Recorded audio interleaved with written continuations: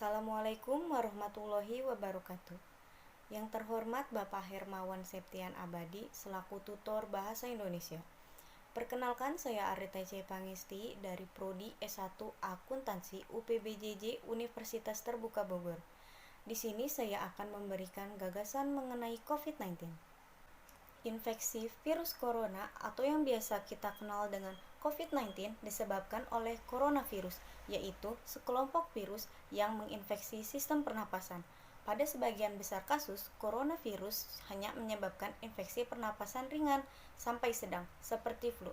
Namun, virus ini juga bisa menyebabkan infeksi pernapasan berat, seperti pneumonia, SARS, dan MERS. Ada dugaan bahwa virus corona awalnya ditularkan dari hewan ke manusia, namun kemudian diketahui bahwa virus corona juga bisa menyebar dari manusia ke manusia. Corona pertama kali ditemukan di Wuhan, Cina, pada akhir Desember 2019.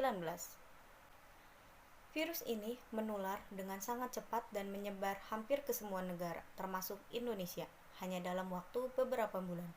Seseorang dapat tertular COVID-19 melalui berbagai cara, yaitu 1. Tidak sengaja menghirup percikan ludah yang keluar saat penderita COVID-19 batuk atau bersin.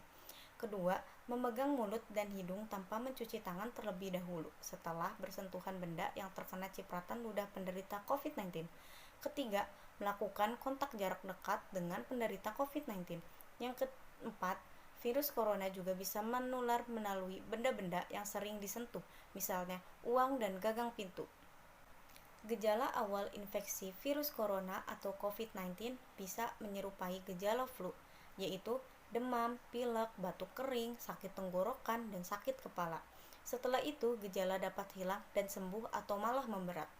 Penderita COVID-19 dengan gejala berat bisa mengalami demam tinggi, batuk berdahak bahkan berdarah, sesak napas, atau nyeri dada. Keluhan tersebut muncul ketika tubuh bereaksi melawan virus corona.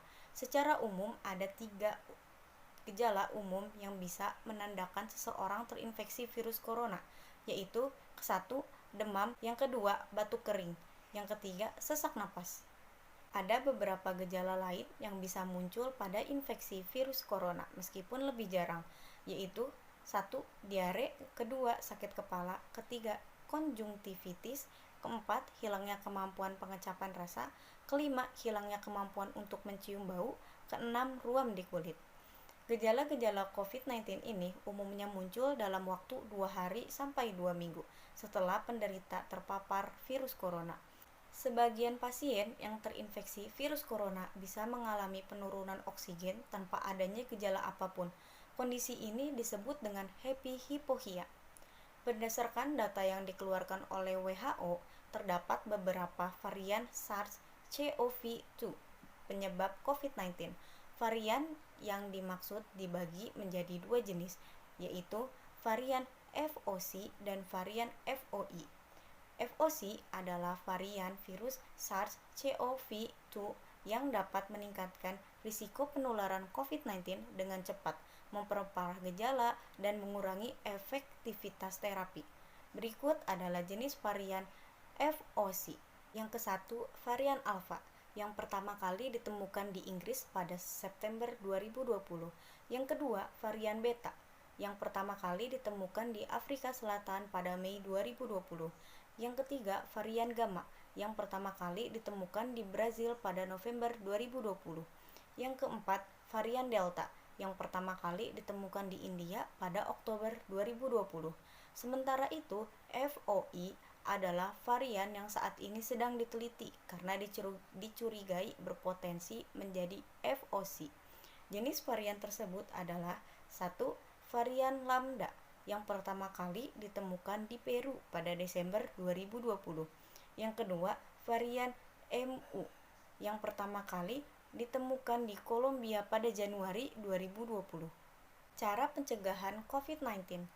Saat ini, Indonesia sedang menjalankan program vaksinasi COVID-19 secara bertahap.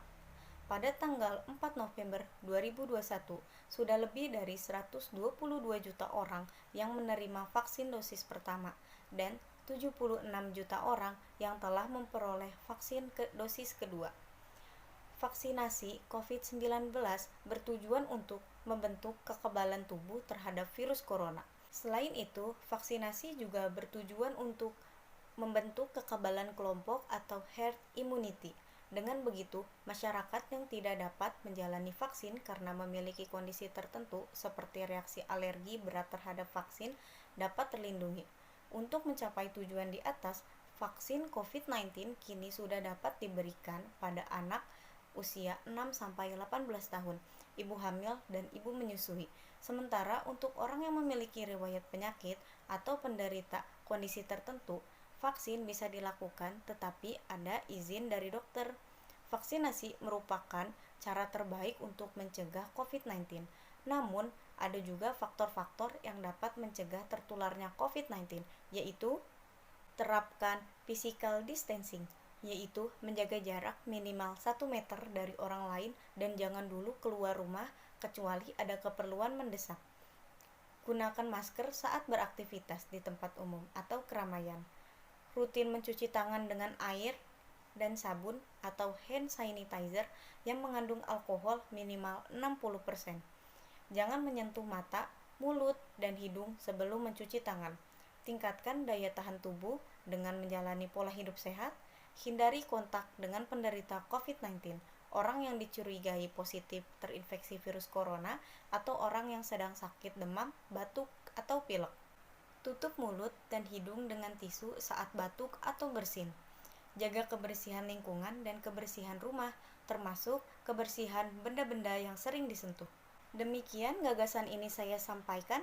Semoga bermanfaat bagi kita semua. Jangan lupa kalian jaga kesehatan ya. Kurang dan lebihnya mohon maaf. Wassalamualaikum warahmatullahi wabarakatuh.